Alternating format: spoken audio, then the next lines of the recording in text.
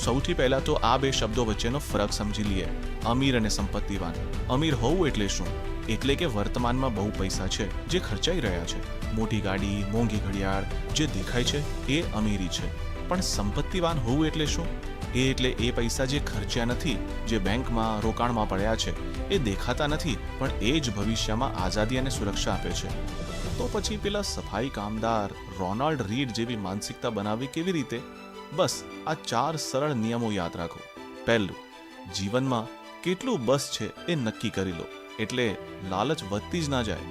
બીજું, કોઈ કારણ વગર બચત કરવાની આદત પાડો, કારણ કે જીવનમાં ગમે ત્યારે સારા નરસા આંચકા આવી શકે છે. ત્રીજું, એવી જ સ્કીમમાં પૈસા રોકો જે રાત્રે શાંતિથી ઊંઘવા દે, ભલેમાં 2 પૈસા ઓછા મળે. અને ચોથું, સમયને દોસ્ત બનાવો. વોરન બફેટની જેમ લાંબુ રમવા પર ધ્યાન આપો, જલ્દી અમીર બનવા પર નહીં.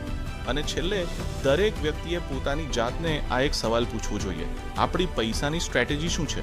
ફટાફટ અમીર દેખાવાની, જેમાં જોખમ વધારે છે, કે પછી શાંતિથી, ધીરજથી સંપત્તિવાન રહેવાની, જે આઝાદી અને સુરક્ષા આપે છે?